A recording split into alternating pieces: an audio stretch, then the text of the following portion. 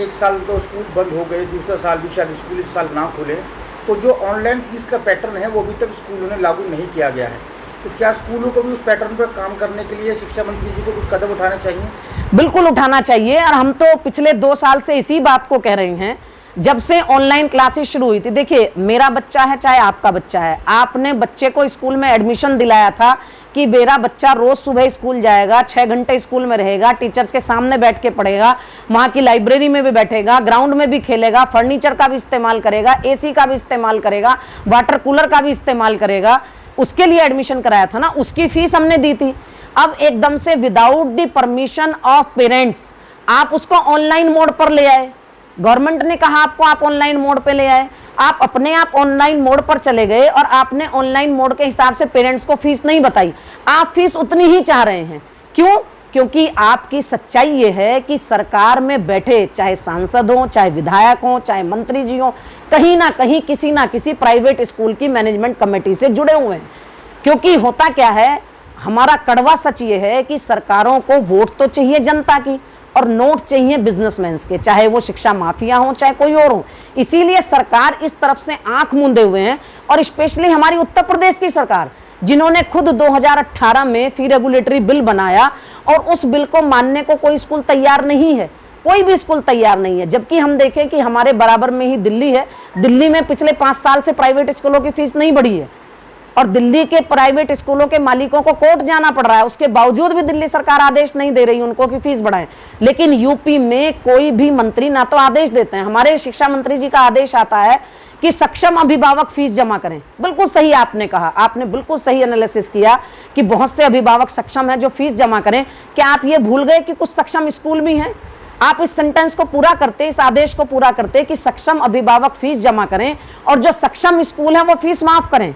Ghaziabad NCR में ऐसे school हैं, आपने डीएफआरसी के थ्रू खुद डिसीजन दिए हुए हैं, मैं आपको रिटर्न में दिखा सकती हूं, जिनके पास 75 करोड़ का सरप्लस है। डीपीएस इंदिरापुरम जैसा स्कूल, जिस स्कूल ने पिछले साल अपने 80 स्टाफ मेंबर्स को बाहर निकाल दिया, जिसमें 40 टीचर्स भी थे, ये कहकर कि फीस नहीं आ रही, सैलरी कहां से दें।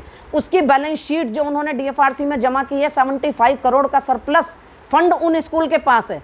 तो जो स्कूल पिछले 20 साल से फीस लेते आ रहे हैं, मेरा बच्चा अगर एक स्कूल में पिछले 15 साल से पढ़ रहा था, तो क्या मैंने 15 साल फीस नहीं दी?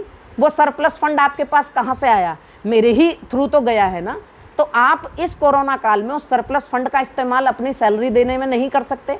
और अगर आपके पास नहीं है, बहुत से स्कूल ऐसे भी हैं कि जिनके पास नहीं है, जो छोटे स्कूल हैं, तो वो सरकार से गुहार लगाएं, वो अपने आप को सरकार के सामने सरेंडर करें। और सरकार जो राहत पैकेज डिक्लेयर करती है, सरकार ने क्यों नहीं शिक्षा विभाग के लिए राहत पैकेज दिया?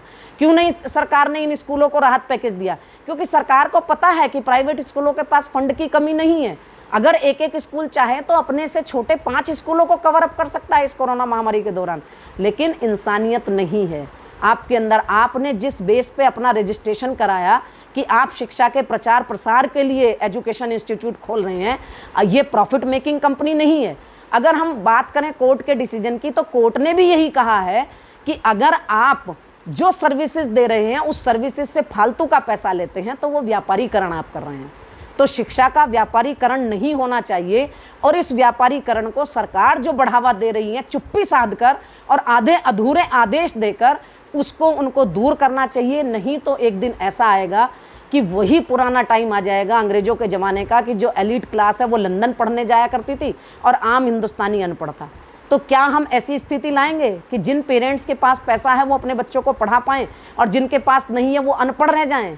तो आप ये चाहते हैं कि हिंदुस्तान अनपढ़ों का देश कहलाया जाए दोबारा से? आप क्यों नहीं सरकारी शिक्षा व्यवस्था को संभालते हैं?